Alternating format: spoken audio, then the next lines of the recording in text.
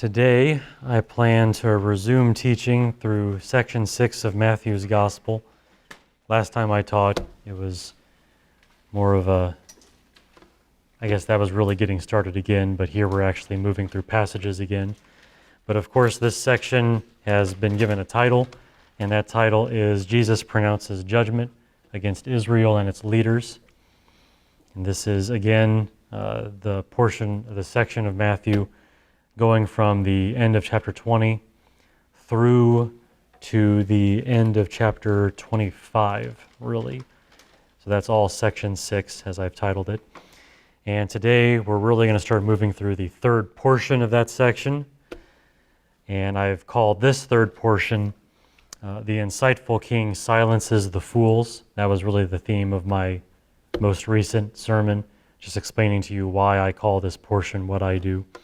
In this portion, we see Jesus answer several questions from his enemies, silencing them and showing his own insight. And that is the prevailing theme here as Jesus deals one by one with these different groups who are challenging him there in Jerusalem. Now, this first passage is the first of these questions aimed at Jesus. And today, the passage is about taxes. So I was going to ask the children if any of them actually know what taxes are. Any of you heard of taxes and can explain briefly what a tax is? No one really seems to be eagerly jumping at that chance. So a tax is money that we pay to people who rule over us. And if it sounds oppressive to say it that way, that's because it really feels that way very often. Maybe to give you a point of commonality, again, talking to you children, how many of you do chores? Do chores at home? How many of you get money for doing chores? Any of you get paid to do them? Okay, Ian over here gets paid to do chores apparently. How much you get paid? You willing to say? Not everyone discusses how much they get paid to do stuff.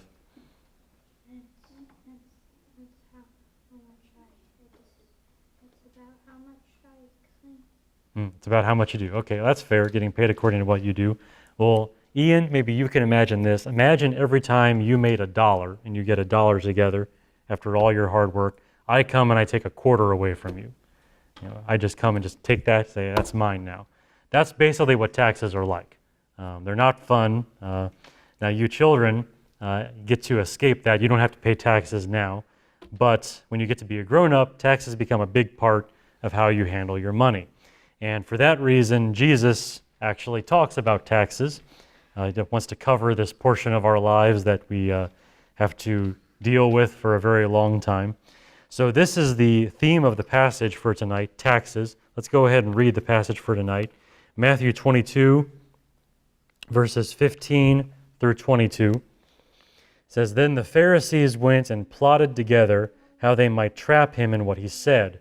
And they sent their disciples to him, along with the Herodians, saying, 'Teacher, we know that you are truthful, and teach the way of God in truth, and defer to no one, for you are not partial to any. Tell us then, what do you think? Is it lawful to give a poll tax to Caesar or not?' But Jesus perceived their malice and said, 'Why are you testing me, you hypocrites? Show me the coin used for the poll tax.' And they brought him a denarius. And he said to them, 'Whose likeness and inscription is this?' They said to him, 'Caesar's.' Then he said to them, 'Then render to Caesar the things that are Caesar's, and to God the things that are God's.' And hearing this, they were amazed, and leaving him, they went away." So my message today is called God, Government, and Taxes, simply because the passage is about God, government, and taxes. And in this passage, we see that Christ escapes this trap about taxes by teaching a new way to view governments in relation to God. And that is the central idea for tonight, that Christ escapes this trap about taxes by teaching a new way to view governments in relation to God. Now, my outline tonight has 3 headings, which I'll give to you to guide your thoughts as you listen to what I have to say. First heading is that the question of this passage arose from very specific beliefs in Israel about the relationship between God, government, and taxes. Jesus didn't say these things in a empty situation. There were already ideas in play that he had to face as he taught about these things. So I want to describe those for you. Secondly, second heading for tonight, which is the main point, Christ escapes this trap about taxes by teaching a new way to view governments in relation to God. So this comes around to the main idea that I want you to grasp tonight as we talk about this. And then thirdly, my third heading, is that in our own time and place, the teaching of Jesus about taxes has three specific applications.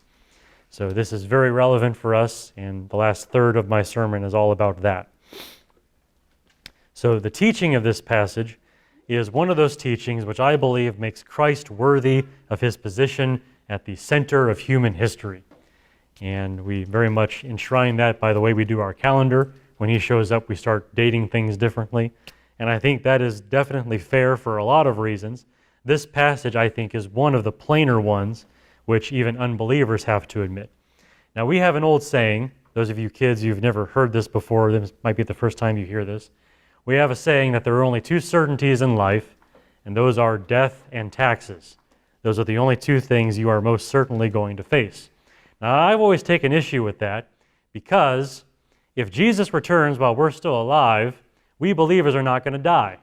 We're going to be taken alive into the presence of Jesus, right? That's just basic Christian truth right there, which means there is actually only one certainty in life, and that certainty is taxes, that you will pay taxes. And for that reason, you see the relevance of this teaching about taxes. Very thankful that Jesus said something about taxes, since it is the only thing that you are most certainly going to face in your life. But please, as you think about the relevance of all this, don't miss the revolutionary idea that's also in play here as Jesus teaches about taxes. What Jesus teaches here is something that changed the whole world, whether among believers or unbelievers. This really is a teaching from Christ that has just spread out into the whole earth and has changed the way things are done with regard to governments and taxes. Even if someone else before Jesus had these ideas and maybe taught them in some capacity, it was Jesus who made them commonplace and widespread in the world. Jesus is the one that brought about a new normal in history with regard to governments and how they're viewed in relation to God and how taxes play into all that. So today's passage is more than just a page in your rule book for how to live the Christian life. It certainly is that, but it's a lot more than that too. Today's passage is about the world-changing insight possessed by Christ, which was so great that his enemies knew they could not stand against him in an argument. That is what the passage is really about, the world-changing insight of Jesus as seen in this story. So let's begin to work through the passage, which takes me to my first heading for tonight. And this first heading is very much concerned with background information, stuff you need to know from the world of Jesus to understand the teachings of Jesus.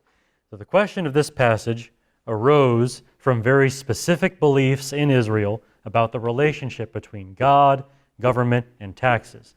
And I want to tell you what those specific beliefs were here at the very beginning so you can understand what Jesus says. So to describe those beliefs, I have three pieces of information for you. So 1, 2, 3. The first detail here is this, that ancient Jews, like ancient mankind in general, believed that service to their government and their gods were identical. So among ancient people who lived way back then, they viewed service to their gods and service to their government as the same thing. Now, here's another question for you children, maybe some of you that couldn't participate in the question about making money and taxes and all that. Maybe you can try this one here. How many of you have heard the phrase chain of command? Ever hear that? Chain of command? No one? Okay. So let me tell you what a chain of command is. A chain of command refers to how some people rule through other people. They actually have power and authority, but they use that power and authority through other people. So probably the most notable example would be in the Army. In the Army, you have a general who gives his commands to a colonel, who gives his commands to a major, who gives his commands to a captain, all the way down the line until you finally get a soldier pulling the trigger on a rifle because he was told to do so. That's a chain of command. One that maybe you might have seen, another kind of chain of command in your own home. Maybe you've noticed sometimes your dad tells your mom something needs to be done, and then your mom comes to you and makes you do it, and you end up doing all the work. Because that's how a chain of command operates. The command comes down from the top and gets down to the bottom, and now you have to do something that you were told to do. Those are chains of command. That's what I mean by that phrase.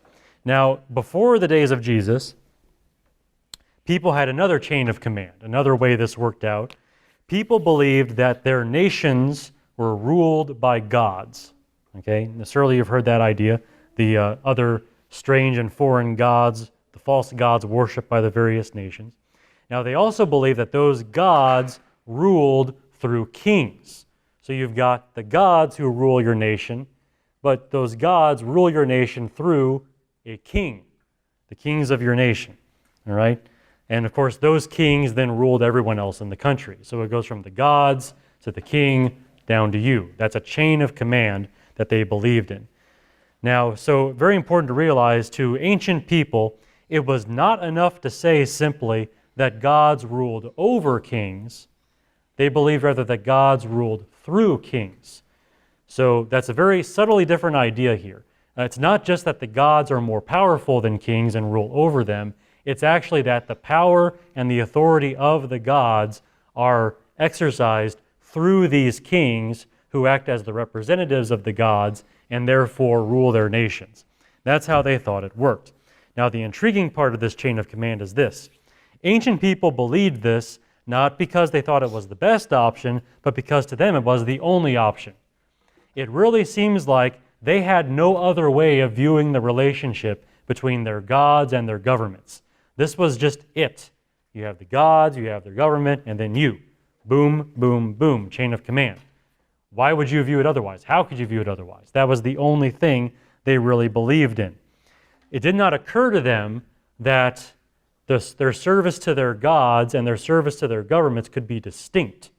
For them, it was just assumed it was one and the same thing. They really didn't view it any differently, and they couldn't. Israel also had this idea. Surely you've noticed this in the Old Testament.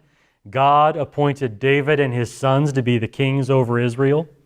So you have the God of Israel, you have the king of Israel, and then everyone else is supposed to serve the king. So you have the same basic idea there, the chain of command. And of course, in reality, it didn't work out so well. A lot of those kings, excuse me, a lot of those kings were very wicked men, did not faithfully represent God, but in theory, that was the plan. And the reason that God punished so many of those kings is because they failed to do what they were supposed to do. They failed to serve that chain of command between God and the nation. But the idea was supposed to be there. God, king, nation, all the way down the line. Now, I think the Jews probably did finally start to think differently about all of this when they went into exile, when they were taken out of their country into Babylon. And you see guys like Daniel who has to serve pagan kings like Nebuchadnezzar and Darius and all of those guys, but still serve the true God, and yet somehow serve these pagan kings. You can see how that might force them to think a little differently about all of this, but that's outside of their country. In their own country, the holy land of God, the God that God chose, the land that God chose to give to his people, it was all supposed to work according to this chain of command. You have the one true God, his king, the people. It was supposed to be like that. In that way, the ancient Jews in Israel were like everyone else. So all of that to say, ancient Jews, like ancient mankind in general, believed that service to their government and their gods were identical. They weren't different things, they were the same thing. So that's one piece of background information for you. Here's a second piece of background information for you. This one will be a huge surprise. Ancient Jews often objected to paying Roman taxes, especially for religious reasons.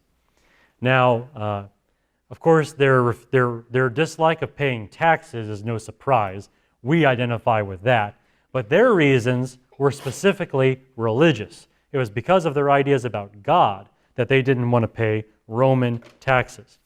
Now, before the time of Jesus, there was a revolt, a rebellion against the Romans led by a Jew called Judas the Galilean. All right? Now, this rebellion was mainly because of taxes. And as Americans, it's something we can all kind of identify with, rebelling against the government because of taxes. But his rebellion had a more specific focus than that. And his motivations are described to us by Josephus, the Jewish historian. He describes the motivations of those rebels. So this is from his book, The Jewish War, or The Wars of the Jews. Here's what he says. Under the administration of Coponius, it was that a certain Galilean, whose name was Judas, prevailed with his countrymen to revolt, and said that they were cowards if they would endure to pay a tax to the Romans, and would, after God, submit to mortal men as their lords. Okay? Now listen to the reasoning there. It's not just the taxes, it's that they would, if they're going to pay these taxes, it means that they would submit to not just God, but to mortal men as their lords. So this rebellion was really over the question, who is our Lord? Is it God or is it Caesar? And if it's God, you should not be paying taxes to Caesar. You see how it all hangs together there in their minds? Because God is our true Lord, we should therefore not be paying taxes to Caesar. And for them, that's just, it's either this or this. If you're going to pay taxes to Caesar, that means he's your Lord. But if God's your Lord, stop paying taxes. That was the mentality there that was in their minds. Now, there's another angle to this revolt that the Jews did there in that time. The religious nature of this revolt can also be understood from the coins being used at that time, the actual physical money that was being used. In our passage today, Jesus has his enemies bring him a coin, a denarius. Now, we actually know what those denarii looked like in the time of Jesus. We actually have examples of them. On one side of that coin was the head of Caesar with the inscription, and this is during the reign of Tiberius Caesar. So the inscription reads, Tiberius Caesar, son of the divine Augustus. Divine, meaning godlike, or being a god. So Tiberius Caesar, son of the divine Augustus. And then on the other side of the coin was the Roman goddess, Pax, meaning peace, and the inscription on there was high priest. So even the coins that you have to carry around in your pocket as someone under the dominion of Rome have religious implications. They are truly a mini idol. You know, these things that the Jews are not supposed to have or worship, they have to carry these coins around because they live in the Roman Empire. And they have to use these coins to pay their taxes. Pious Jews would view that as idolatry. Okay, they would see this and just view this as a horrible violation of the law of God. So ancient Jews very often objected to paying Roman taxes for these religious kinds of reasons, because they thought it made Caesar out to be their Lord instead of God, and because the very coins themselves were idolatrous. Now that's my second piece of background information. I have a third piece of background information for you, which will help you understand what Jesus teaches here. And that is something with regard to the Pharisees and the Herodians who show up in this passage. The Pharisees and the Herodians represented two opposite opinions on paying Roman taxes. So these two groups are very different from each other. To start with the Herodians, it is very likely they had no objection whatsoever to paying Roman taxes. They were fine with this. Caesar is Lord, take my money. So the Herodians, you got to remember, these are simply the supporters of the Herod family. So Herod the Great and his children, who at times in different ways had power there in Israel. These men were generally content with the Roman rule of Israel. The Herods would always rule as client kings of Rome. They ruled under Rome. So the Herodians are very content with Roman rule. They just want someone from the Herod family to be in charge of things. That's if they could vote in an election for who would be in charge of Israel, it would be someone from the Herod family and not anyone else like the high priest or anything like that. That's what they want. So something to remember about Herod the Great and his sons, they were not Jews. Herod the Great was king of the Jews. A lot of his sons ruled over some part of the Jewish nation, but they were not Jews. Herod the Great was only a quarter Jewish. He was mostly Idumean, who were actually the descendants of the Edomites. Interesting twist of history there. So he's not Jewish. His sons are even less Jewish than he was. So they're not really Jews, which means neither the Herod family nor their supporters are really all that concerned about Jewish piety. All right, they're not Jews, so why would we care about all these Jewish laws about idolatry? So if that's your main objection to paying Roman taxes, and if you're a Herodian, you're not going to have those objections. You're going to be fine paying Roman taxes. On the other hand, the Pharisees had a very different opinion. They were on the opposite side of the aisle on this question. The Pharisees, of course, were the most diligent observers of the traditional interpretations and applications of the law of Moses. There's your nice long-winded definition of who the Pharisees were. They were all about the law of Moses, how it was traditionally understood, how it was traditionally applied, and they're going to live by that to the letter. That's what they're trying to do. Now, as you might imagine, they would have a much stronger line against Roman taxes with all of their religious implications. Let me give you an example of this. I mentioned earlier Judas the Galilean and the revolution he tried to lead against Rome, which, by the way, was not successful, which is why they were still under Roman rule later. Well, Judas the Galilean had a right-hand man. That guy's name was Zadok, and Zadok was a Pharisee. He was very much of that persuasion. So that shows you where the Pharisees tended to fall on this question of obedience to Rome and paying Roman taxes. They didn't like this stuff at all. They had those strong religious objections to paying Roman taxes. Now, by the time of Jesus, they had learned that resistance was futile. Due to the failed revolt of Judas the Galilean, they saw that they could not successfully rebel against Roman power. But in their opinion, so they're going to go along with paying these taxes for the time being, but they're really waiting for their chance to rebel again. And they got their chance several decades after Jesus when they did rebel against Rome again, which also did not go well. But the Pharisees were big movers and shakers at that time as well. I mentioned Josephus, the Jewish historian. He was part of that revolution for a while. He also was a Pharisee. By training, that was his persuasion. He was a Pharisee. So he joins the rebellion too. So these Pharisees, before and after, they're trying as hard as they can to get out from Roman power. They don't want to pay Roman taxes because of these strong religious reasons. All right, so with that last piece of information, you're going to be able to see that the question of this passage here in Matthew 22 arose from very specific beliefs in Israel about the relationship between God, government, and taxes. And now that you have all that background information, let's get to the actual passage and what Jesus says. So my main point, the central idea here for tonight, is that Christ escapes this trap about taxes by teaching a new way to view governments in relation to God. He escapes this trap about taxes by teaching a new way to view governments in relation to God. Let's read the passage again to get it fresh in our minds. Then the Pharisees went and plotted together how they might trap him in what he said. And they sent their disciples to him, along with the Herodians, saying, "Teacher, we know that you are truthful and teach the way of God in truth, and defer to no one, for you are not partial to any. Tell us then, what do you think? Is it lawful to give a poll tax to Caesar or not?" But Jesus perceived their malice and said, "Why are you testing me, you hypocrites? Show me the coin used for the poll tax." And they brought him a denarius. And he said to them, "Whose likeness and inscription is this?" They said to him, "Caesar's." Then he said to them, "Then render to Caesar the things that are Caesar's, and to God the things that are God's." And hearing this, they were amazed, and leaving him, they went away.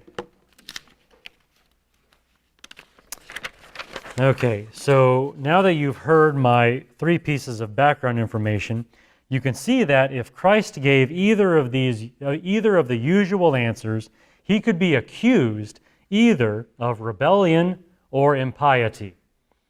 That is the nature of this trap that faces Jesus. And of course, it says their plan is to trap Jesus in his words. And this is how they're trying to do that with this question on taxes. Now, of course, they don't come to Jesus with open hostility. That would be too obvious to come to him in a kind of threatening way. They try to hide their trap with flattery. They try to say very nice things to him in a way to hide the fact that they're actually trying to destroy him. These men come to Jesus confessing how impartial he is, how he doesn't let his fear of any man or his respect for any man cloud his judgment or change the things he teaches. And of course, all of that is true. Jesus is impartial. Christ has just shown how willing he is to denounce sin, even among the powerful. He spent the whole prior portion doing that through these 3 parables he was telling to these very men. Christ is certainly impartial. He shows his impartiality again by immediately calling these men hypocrites for coming to him in this kind of flattering, false way. Now, it may interest you to know this is the first and last time that anyone tries flattery against Jesus. Just a fun fact, this is the first time anyone tries that, and the last time, because apparently it doesn't go very well. Christ sees right through it and just calls them hypocrites. So again, showing not only how impartial he is, but how insightful he is to see this kind of thing.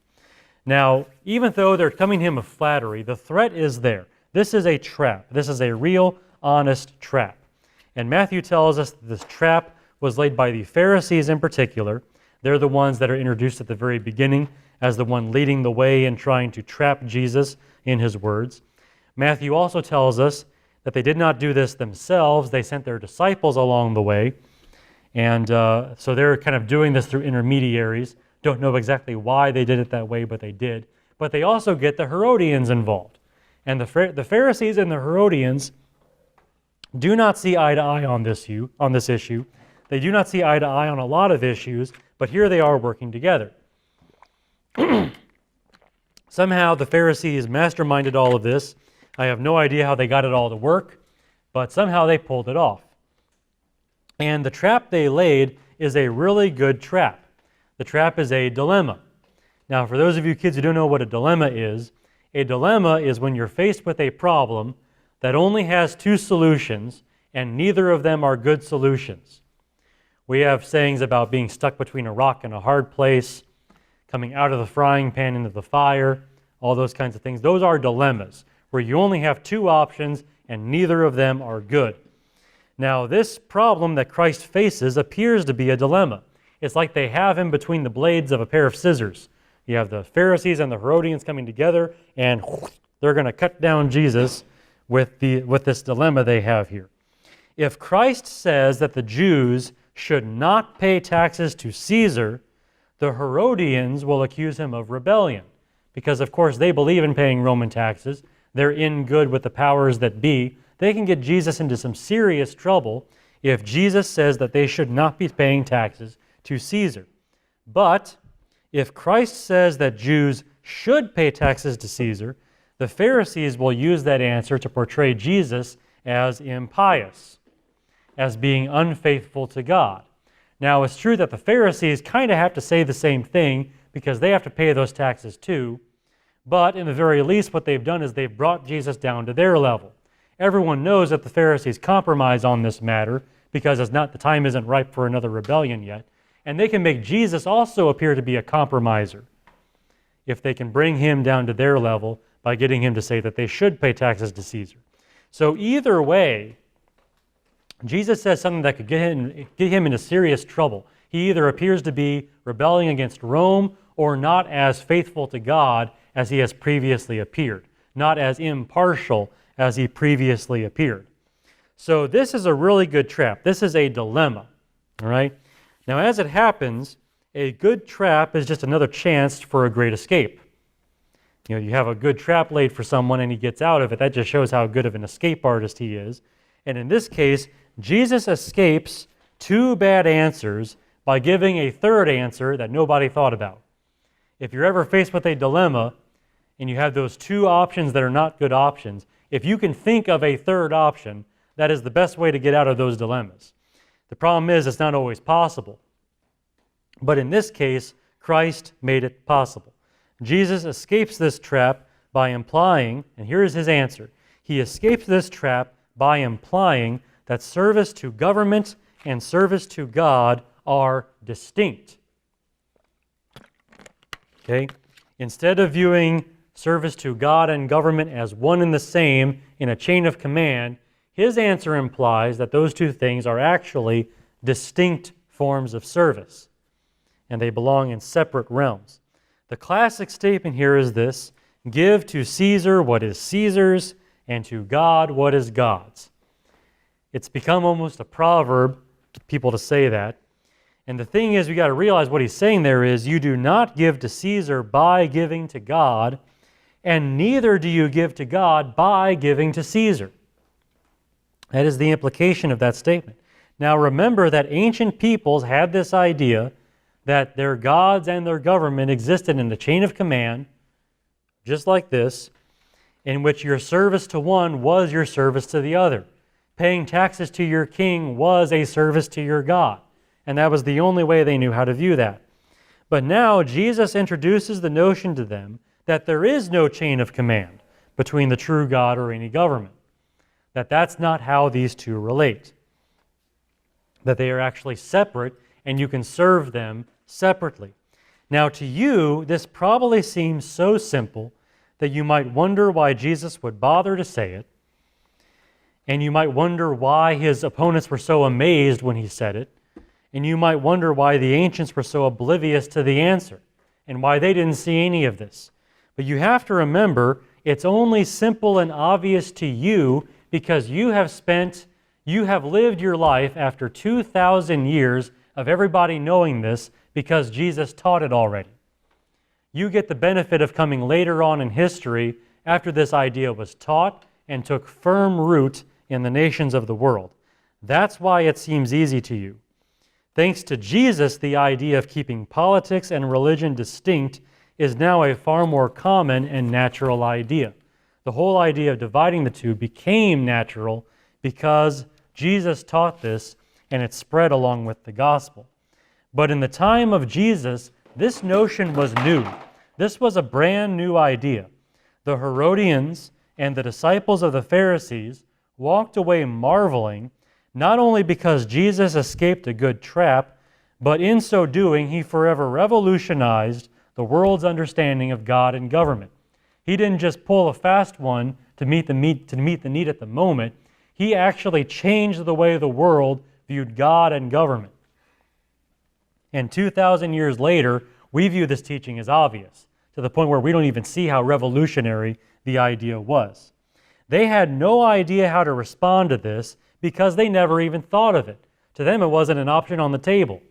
You either, serve Caesar as a kind of lord in place of God by paying taxes to him, or you refuse to pay Roman taxes and serve God instead. Those were the only two options for them. Christ comes along with a third option, and no one saw that coming, at least not at their time. Now, this teaching from Jesus became the foundation for how Jewish Christians and the entire church interacted with government. And because of the spread of the gospel of Jesus Christ, it also became the default way of viewing things, even among the unbelievers of the world. The Church of Jesus Christ was meant to thrive throughout every nation of the world, while lacking every form of worldly power and being persecuted by every form of worldly power. That's the whole idea here of the church, a persecuted people that is nonetheless spreading throughout all the nations of the world. And Christians needed to know from the very beginning how to live that kind of life. How do you live under these governments that are so often hostile to you? Well, in Israel, the first question was about Rome. How do we deal with the pagan Roman government over us? Well, Jesus made it clear that his disciples could serve the Roman government and God at the same time. You can give to Caesar what is Caesar's and to God what is God's and have no sin in it whatsoever. It's not even compromise. It's not even a question of compromise. It's just what you do. Give to Caesar what is Caesar's, give to God what is God's. The rest of the nation did not know that, and because the rest of the Jewish nation did not know that, they were condemned to yet another revolt against Roman power and against Roman taxes, which led to horrifying consequences later on. Christians, however, learned otherwise from Jesus and were able to escape some of that. Now, after those regrettable events, The gospel was mainly the possession of the nations beyond Israel, and they took the same idea with them. Wherever they went, whatever government they served, they were able in their minds to serve those governments, submit to them, pay taxes to them, and meanwhile serve God and view them as distinct things. Even if the world around them didn't view it that way, they were able to view it that way, and they did so. And eventually, as Christianity spread and became ever more popular, the idea rubbed off and eventually got to the point where nations stopped persecuting people for serving some strange god and finally realized that service to God and government need to be different and can be different. That was a Christian innovation, and it spread as the gospel of Jesus Christ spread. That was the new way taught by Jesus on how to view God and governments, and that's the teaching that transformed the world until this day. That is how Jesus escaped his dilemma that he was faced with there in Jerusalem, and it has had a transforming effect on the whole world. Now, for the last portion of today's sermon, I just want to remind you that in our own time and place, the teaching of Jesus about taxes has three specific applications for us. So this isn't just, long ago and far away. This is very relevant for us right now. So here you go. Application number 1. Christians ought to pay excessive taxes to wicked governments for wicked causes. And I have worded that in the most outrageous way I can think of.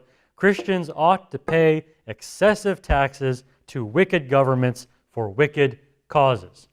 Now I say that because we have seen the appearance of many Christians who oppose paying taxes to the United States government for religious reasons. They have, in a sense, reverted back to the ancient mindset about service to God and service to government, basically. They have these religious objections to paying taxes.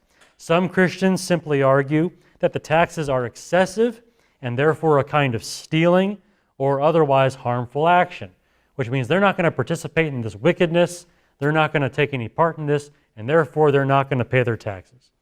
Other Christians insist that the wickedness of our rulers means we should have nothing to do with them, especially not giving them our money.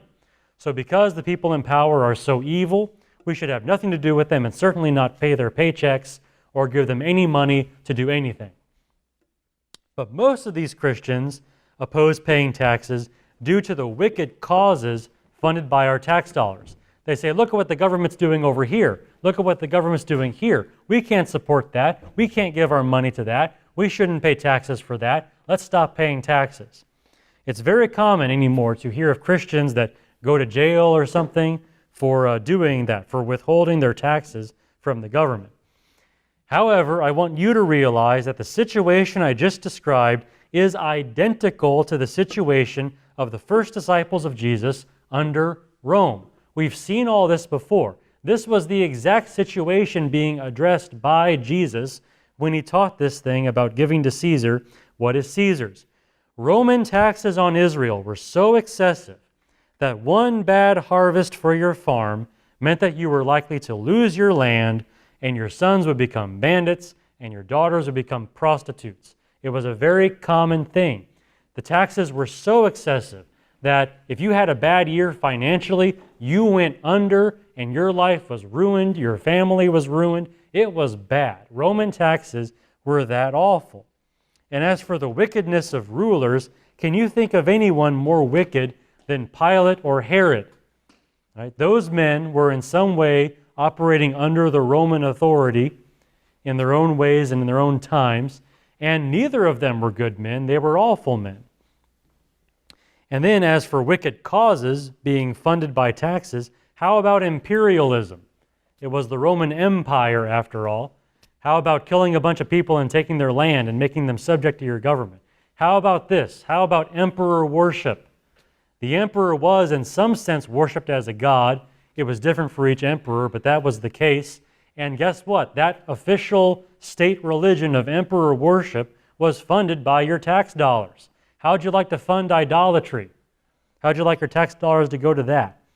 And yet, at a time when people were paying excessive taxes to wicked governments for wicked causes, Jesus told his disciples to pay taxes. Render to Caesar what is Caesar's. And so the modern American Christian is under the same command from Christ. The situation is exactly identical. We have no excuse and no reason to withhold our taxes from the government. Pay those taxes. Here's a second application for us, probably the more controversial point. You are not responsible for how someone else uses the money which previously belonged to you. Right? You are not responsible for how someone else uses the money which previously belonged to you. And that's a rather unusual application, but I encounter this a lot among Christians. In fact, not just Christians, this is a common problem, a common burden among any person who is very conscientious about the use of their money. Christians very often fall into that category, but not only Christians. I've already spoken about the use of government tax dollars to go to causes that we would consider immoral. And, there are a lot of taxpayers that feel guilty for some reason, paying those taxes to the government, knowing that their tax dollars are going to fund these wicked things. However, we also experience this kind of guilt when we discover that we purchase products from companies involved in wicked practices. We hear about some terrible thing that some corporation is doing in some part of the world, and we say, I buy products from them. My money went to support that terrible thing they were doing. Oh, that's awful. This guilt also finds its way into more mundane matters closer to home. Sometimes Christians are fearful of loaning or giving money to people because we suspect they might use that money wickedly. We might say, well, I like to be generous to this person, but I don't know how they're going to use that money, so I can't really give it. Kind of preemptive, withholding the money there to preempt the guilt you're going to feel later. It's a very common thing among conscientious people, and I hear it among Christians a lot. Now, against all of that guilt, or potential guilt, I want you to consider the implication of what we've just learned from Jesus. Think about what he just said and how it applies to this situation. Jesus told his disciples to pay taxes to Caesar, never mind what Caesar might actually do with that money. Even if what Caesar does with that money is really bad, pay those taxes to Caesar. The implication is that you are not responsible for how someone else uses the money that previously belonged to you. You're not being held accountable for that. Once your money passes into this person's hands, it's on that person now. It's on Caesar now, or whoever has your money now. God is going to hold that person accountable, not you. And if that implication is true, then it applies to other situations like purchases, loans, gifts, all these times where money changes hands. You are not responsible for how that money is used after it leaves your hand. So whatever other observations you want to bring to this issue, and perhaps there are others, I don't want to rule those out immediately, but let this observation carry some weight with you, that you are not responsible for how other people use money that was once yours. That is a very plain implication of what Jesus says in this passage. Be sure that is a factor in your thinking as you think about what you do with your money. That's my second application for you. And I have one last application for you today, and that is, what God has separated, let no man join together. Okay, what God has separated, let no man join together. And I am referring, of course, to serving God and serving your government. God has separated those things through the words of Christ. Please do not join them together again. Don't do that. Surprisingly, no one has opposed this teaching of Christ more often than Christians have opposed this teaching.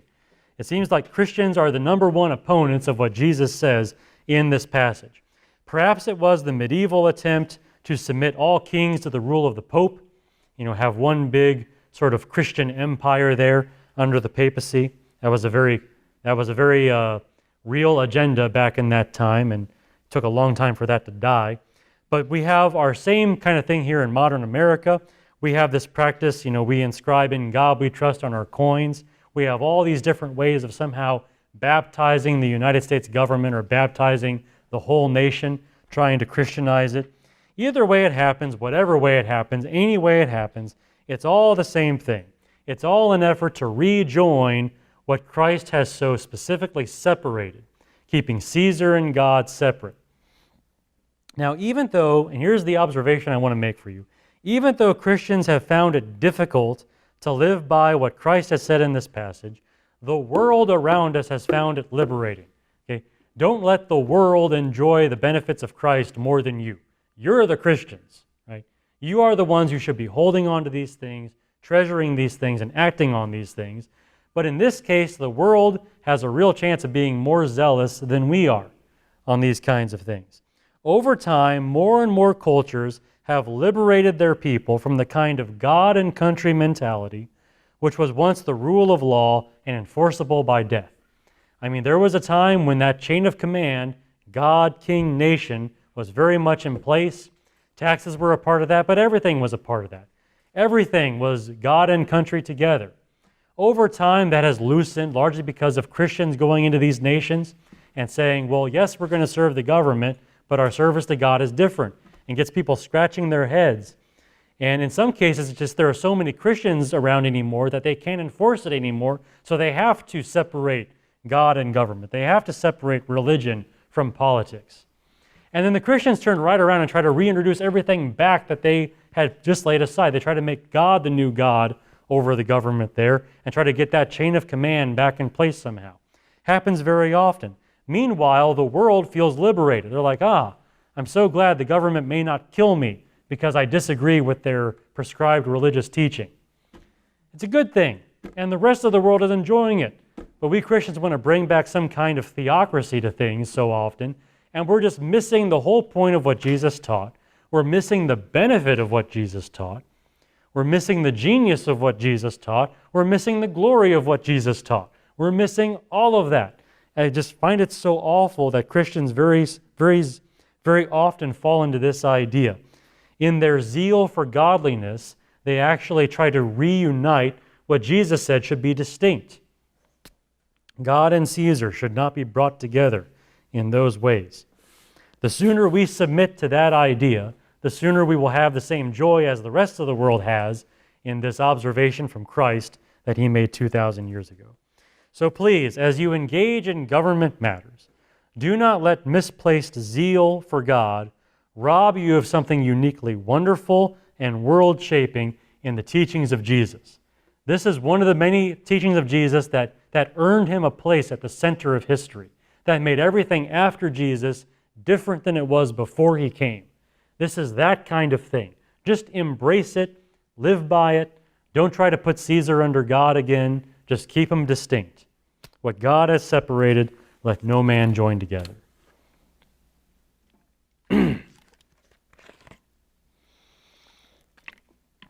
I'll go ahead and give you a summary here, then we'll dismiss for the night.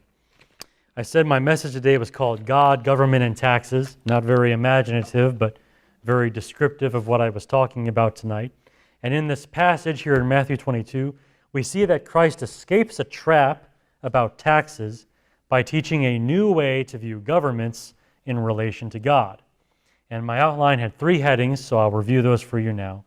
First heading was that the question of this passage arose from very specific beliefs in Israel about the relationship between God, government, and taxes.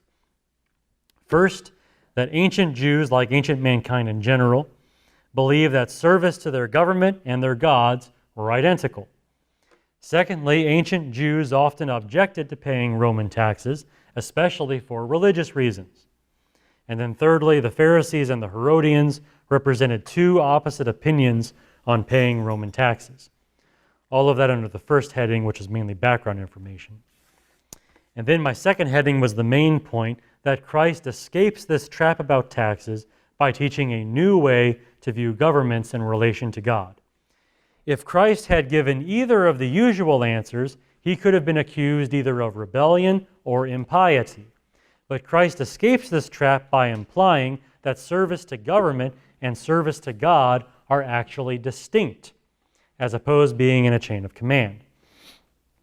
This teaching from Jesus became the foundation for how Jewish Christians, and later on the whole church, interacted with government, and eventually became the rule for the rest of the world, or for much of the world, as well. Certainly not all countries, but many countries. Now, in our own time and place, the teaching of Jesus about taxes has three specific applications. First, Christians ought to pay excessive taxes to wicked governments for wicked causes.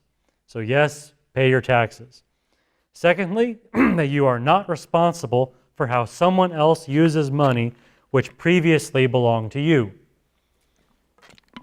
And then thirdly, what God has separated, let no man join together.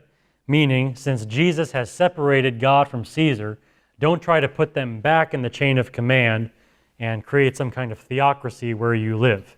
Just leave them separate. Serve God and serve Caesar in different ways. And that is the gist of what Jesus has taught here in this passage. So I had one sermon on this first question in this portion where all these guys are asking their questions of Jesus. When we get to the second question, I will need to spend 3 sermons on that one. The question of the Sadducees about marriage and the resurrection. So next time when I teach, I will give you my first of those 3 sermons, but that's what we're coming up on, the question of the Sadducees to Jesus. And that is all I have to say tonight about those things. Are there questions before we dismiss from our meeting tonight or comments? I'll try to field them as well as I can.